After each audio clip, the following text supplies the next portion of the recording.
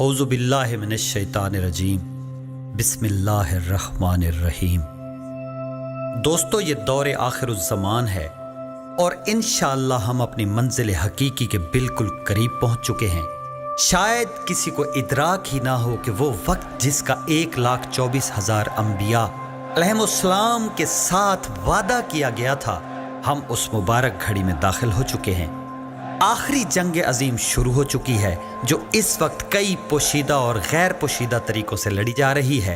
दज्जाली कुव्वतें इस वक्त हर वो हरबा इस्तेमाल कर रही हैं कि जिससे वो पूरी दुनिया पर हुक्मरानी कर सकें। ये काम तो करना था उलमाए कराम ने, लेकिन उन्हें फिरका वारियत में ऐसा उलझा दिया गया कि उनके पास वक्त ही नहीं है कि वो लोगों को इस दौर की नज़ाकत से आगाह कर सकें, उन्हें गुज़श्ता, मौजूदा और आने वाले हालात से आगाह करें और उनकी ऐसी ट्रेनिंग कर सकें कि वो दज्जाली कुव्वतों का मुकाबला कर सकें, उनकी शातिराना चालों को समझ सकें और अगर और कुछ भी न कर सकें तो कम से कम अपना तहफ़्फ़ुज़ तो कर सकें। लेकिन अफसोस कि हम बज़ाहिर तो जाग रहे हैं, लेकिन हमें खबर ही नहीं कि दज्जाली कुव्वतें हमारे गिर्द कौन सा जाल बुन चुकी हैं। दोस्तों, इस दौर की नज़ाकत को देखते हुए कि जिसमें आखिरी जंग अजीम दज्जाल और हज़रत ईसा अलैहिस्सलाम के बारे में तो फिर भी कुछ ना कुछ सोशल मीडिया और यूट्यूब वगैरह पर मिल जाता है, लेकिन जो तीसरी और आखिरी जंग अजीम के असल हीरो और जनाब ईसा अलैहिस्सलाम के हकीकी मसीहा हैं कि जिनका वो 2020 साल से इंतज़ार कर रहे हैं, यानी शहनशाह आखिरुज़्ज़मान, कि जिनके बारे में मालूमात ना होने के बराबर मिलते हैं, मैं उनके बारे में ऐसी मुदल्लिल मालूमात शेयर करने जा रहा हूं जो इससे पहले माँ सिवाय हमारे प्लेटफॉर्म के ना कभी किसी ने सुनी होगी और ना ही पढ़ी होंगी। दोस्तों, मैं इस सिलसिले में शेयर करने वाला हूं तमाम कुतुब समावी, चाहे वो कुरान मजीद है, ज़बूर है, अंजील है, तौरात है, या 4 वेद यानी हिंदू धर्म की किताबें हैं, या बुद्ध मत, जैन मत, शिंटोइज्म, बल्कि इस जैसे मजीद जितने भी मज़ाहिब हैं, उन तमाम पर नाज़िल होने वाले सहीफ़ों और उनमें आने वाले तमाम अंबियाए मासलफ़ अलैहिस्सलाम के फरामीन में से वो फरमान जो आखिरी दौर में होने वाली आखिरी जंग अजीम के बारे में है, जो हक और बातिल के दरमियान आखिरी लड़ाई होगी, जिसमें शैतान को उसकी पूरी टीम समेत बनफ्स नफीस कत्ल कर दिया जाएगा और उसके बाद हज़ारों बल्कि लाखों साल पर मुहीत एक पुरअमन और पुरसकून मुआशरे का क़याम होगा, जिसमें शर्र और शैतान का नाम और निशान तक ना होगा। मैं वो तमाम फरामीन आपके साथ शेयर करने जा रहा हूं जो उस आने वाले आखिरी और हकीकी मसीहा और रिफार्मर के बारे में हैं, जिन्हें हर मजहब ने एक अलग नाम दिया है। यही वजह है कि आज जिस वक्त हम उनके इस्म मुबारक पर रिसर्च करते हैं तो उनकी तादाद 1100 से भी तजावुज़ कर जाती है। यानी हर मजहब बल्कि हर फिरके ने उन्हें एक अलग नाम दिया है, क्योंकि कोई नबी ऐसा नहीं कि जिसने शहनशाह आखिरुज़्ज़मान का जिक्र ना किया हो या उसकी आमद की दुआ ना करवाई हो। तो दोस्तों, बढ़ते हैं हम अपनी असल बात की तरफ, लेकिन इससे पहले मैं एक गुजारिश करना चाहता हूँ कि मैं तो एक कम इल्म इंसान हूँ। यकीनन कितने ही अल्फाज ऐसे आएंगे जिनकी शायद मुझे अदायगी भी सही ना आती हो, जिन्हें सुनकर आपके चेहरे पर मुस्कुराहट दौड़ जाए। यानी लिखना और रिसर्च करना तो दूर, मैं तो इन्हें पढ़ने की भी अहलियत नहीं रखता।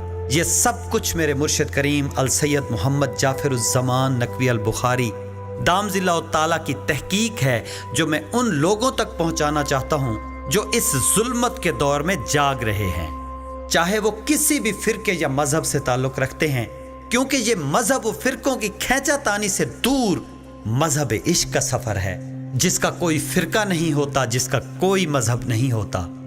तो जो आने वाले वक्त, बल्कि वक्त तो सर पर आन पहुंचा है, तो जो खुद को इस वक्त के लिए तैयार करना चाहते हैं और मजबूत होना चाहते हैं ताकि वो दज्जाल के फितनों और झूठे दावेदारों को पहचान सकें और उनसे बच बचाकर शहनशाह आखिरुज़्ज़मान तक पहुंच सकें, उनकी कदम बोसी और नुसरत कर सकें, उनसे गुजारिश है कि वो हमारे साथ जुड़े रहें।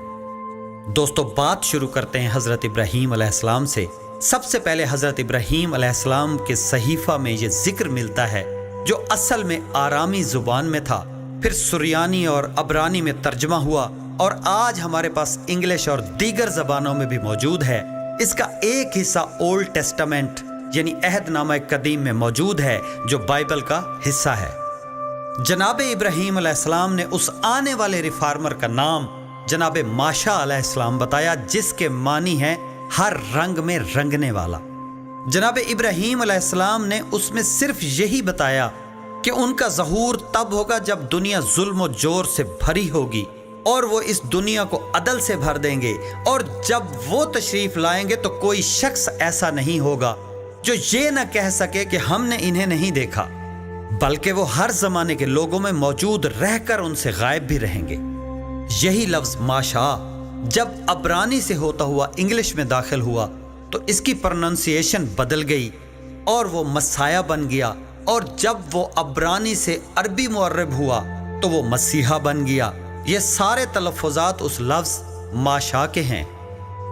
عیسائیت نے اپنے نبی کو یہ نام دے دیا، جبکہ بائبل میں کہیں بھی جناب عیسیٰ علیہ السلام نے خود کو مسیح نہیں کہلوایا، بلکہ ان کے فالورز نے انہیں مسیح سمجھا اور مسیح کہتے رہے، اور انہی کی زبانی قرآن میں جناب عیسیٰ کو مسیح فرمایا گیا ہے، نہ کہ حقیقی معنی میں۔ یہ ایک الگ موضوع ہے، ہم اس سے آگے بڑھتے ہیں۔ جناب موسیٰ علیہ السلام نے فرمایا آخری زمانے میں جس ذات نے خروج فرمانا ہے اس کے ایک ہاتھ میں اللہ کی آتشی شریعت ہوگی اور دوسرے ہاتھ میں تلوار ہوگی۔ وہ پوری انسانیت کے سامنے شریعت پیش کریں گے، جو اس کو قبول نہیں کریں گے اس پر تلوار چلائی جائے گی۔ لیکن چونکہ جناب عیسیٰ علیہ السلام نے یہ قوائف پورے نہیں کیے، یہی وجہ ہے کہ یہودی ان کو مسیحی نہیں مانتے، بلکہ وہ آنے والے مسیح کے منتظر ہیں۔ دوستو، قبل از مسیح کے جو مذاہب ہیں ان میں سب سے قدیم مذہب ہندو دھرم ہے۔ ان کی مقدس کتاب میں کالکی اوتار یا کالنکی اوتار کا ذکر ہے، جو سفید گھوڑے پر سوار ہوں گے اور ان کے ایک ہاتھ میں تلوار ہوگی اور سارے زمانے کے بدکاروں کا خاتمہ کریں گے۔ جین مت میں مہاجین کا ذکر ملتا ہے جو پوری دنیا پر عدل قائم کر دیں گے۔ دوستو، 500 BC میں سدھارتھ یعنی مہاتما بدھ کا مذہب متعارف ہوا، جس میں یہ تصور موجود ہے۔ بدھ مت میں اس کا نام متی ہے اور پالی زبان سے متریہ ہے۔ یہ مہدیہ سے بہت مشابہ ہے۔ ان کے خیال کے مطابق دنیا میں 11 بدھ کہتے ہیں عقل کل کو، 11 بدھ آ چکے ہیں، آخری نے آنا ہے۔ اسی طرح زرتشت کے مذہب میں بھی یزدان یعنی خدائے خیر نے آخری زمانے میں آنا ہے، جو اہرمن یعنی خدائے شر سے جنگ کرے گا۔ پہلوی اور میخی زبانوں میں ان کے نام کی یزدان و اہرمن اور انگرا مینو اور سپنتا مینو سے پہچان ہے۔ اس طرح تاؤ مذہب اور شینٹوئزم، جس کے ماننے والے زیادہ تر جاپان میں رہتے ہیں، ان مذاہب میں بھی ان کا تصور موجود ہے، جس کو وہ ینگ تی کہتے ہیں۔ امریکہ کے ریڈ انڈین ہو یا افریقہ کے قبائل، ان کے مذہب میں کسی نہ کسی شکل میں یہ تصور موجود ہے۔